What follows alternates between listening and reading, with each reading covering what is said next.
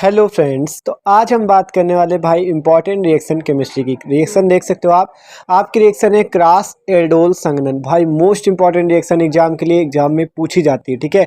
तो इस बार भी आपके एग्जाम में आ सकती है, तो भाई प्लीज़ वीडियो को लास्ट तक देखना। तो चलो बात करते हैं हम लोग क्रॉस एल्डोल संघनन। तो बोर्ड एग्जाम के लिए मोस्ट इंपॉर्टेंट है, ठीक है। इसे विद एग्जाम्पल हम लोग देखेंगे बहुत ही आसानी से। तो देखो बात करते हैं क्रॉस एल्डोल संघनन, ठीक है। पूरा एग्जाम्पल सही समझेंगे, बहुत ही आसान अपक्रिया है, ठीक है। तो देखो देखते हैं क्रॉस एल्डोल संघनन होती क्या है। तो देखो पहले थ्योरी पढ़े फिर आगे समझे। तो थ्योरी पढ़ते इसकी। कह रहा है जब दो भिन्न कार्बोनिल यौगिकों, क्या कह रहा है क्रॉस एल्डोल संघनन पे, जब दो भिन्न कार्बोनिल यौगिकों, कार्बोनिल यौगिक मतलब जिसपे CO समूह हो, ठीक है। जिसपे CO समूह आपको दिखे वही आपका कार्बोनिल यौगिक, ठीक है। तो देखो कह रहा है जब दो भिन्न कार्बोनिल यौगिक जिनमें एक में अल्फा हाइड्रोजन परमाणु उपस्थित होना चाहिए, मतलब दोनों में से कम एक में तो अल्फा हाइड्रोजन होना ही चाहिए, क्षार की उपस्थिति में संघनन कराते हैं तो अभिक्रिया क्रॉस या मिश्रित एल्डोल संघनन कहलाती है, ठीक है। जब दो कार्बोनिल यौगिकों का क्षार की उपस्थिति में संघनन कराते तो अभिक्रिया क्या कहलाती, क्रॉस या मिश्रित एल्डोल संघनन, ठीक है। ये बात होती है क्रॉस या मिश्रित एल्डोल संघनन की। तो कार्बोनिल यौगिक कह रहा है एक में अल्फा हाइड्रोजन परमाणु उपस्थित होना चाहिए, क्षार की उपस्थिति में क्या होता है जब अपक्रिया होती है तो आपका वह अपक्रिया क्रॉस या मिश्रित एल्डोल संघनन कहलाती है, ठीक है। बात करें जैसे एग्जांपल अल्फा हाइड्रोजन का, जैसे CH3 CH2 CHO है।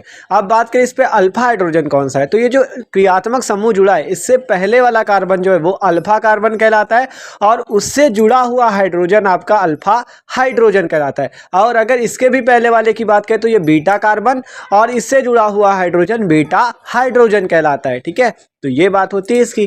तो ये बात समझ गए। तो कह रहा जब दो भिन्न कार्बोनिल यौगिक जिसमें कम से कम एक में क्या होना चाहिए, आपका अल्फा हाइड्रोजन होना चाहिए, दोनों में से कम एक में। तो देखो यहाँ पे एक हमने समूह लिया एसिटल्डिहाइड का CH3CHO, दूसरा लिया एसीटोन CH3COCH3, ठीक है। कोई दिक्कत नहीं, ये दोनों मतलब अलग अलग लिए हमने। अभी एसिटल्डिहाइड और एसीटोन को लिया है, दोनों पे कार्बोनिल समूह CO है, ठीक है। दोनों पे CO है, देख सकते हो, ठीक है। तो CO समूह दोनों पे है आपका। होगा क्या यहाँ पे, यहाँ से एक ऑक्सीजन और यहाँ से दो हाइड्रोजन मिलकर आपका H2O बाहर निकल जाएगा, और जो बचा उसे जोड़ देना है, सिंपल। तो देखो कैसे, CH3CH डबल बॉन्ड CH मतलब दो हाइड्रोजन यहाँ से और एक ऑक्सीजन को निकालना है और पूरा जोड़ देना है, ठीक है। CH3CH डबल बॉन्ड CH3 और H2O का मॉलिक्यूल आपका बाहर निकल चुका है। तो ये आपकी क्या है, क्रॉस एल्डोल संघनन है, मतलब दोनों पे कार्बोनिल समूह था, ठीक है। और क्या कहा, कम से कम एक में अल्फा हाइड्रोजन हो, जब ये क्रिया करता है तो क्रॉस एल्डोल बनाता है। दूसरा एग्जांपल भी देख लो, जैसे हमने यहाँ पे फार्मल्डिहाइड और एस्टल्डिहाइड को लिया है, दूसरा नाम इसका मेथेनॉल और एथेनॉल, ठीक है। तो इसको लिया NaOH की उपस्थिति में क्रिया कराई, दोनों पे देख सकते हो कार्बोनिल समूह है आपका, दोनों पे क्या है, कार्बोनिल समूह है। HCHO पे भी, CH3CHO पे भी CO समूह दोनों पे है। और आपका CH3 वाले में क्या है, अल्फा हाइड्रोजन, और मेथेनॉल पे हाइड्रोजन नहीं अल्फा वाला, ठीक है। तो कह रहा था एक में होना चाहिए, तो अल्फा हाइड्रोजन एथेनॉल पे है, ठीक है। आप बात करें इसे CH2 आप लिख सकते हो। तो देखो यहाँ CH2 और यहाँ का ऑक्सीजन और ये हाइड्रोजन मिलकर CH2OH बन जाएगा, और आगे जो बचेगा CH2CHO उसके, तो यहाँ का जो CH2CHO होगा वो आगे लग जाएगा। तो आपका क्या हो गया, CH2 उसके साथ OH लग गया और आगे CH2CHO जुड़ गया।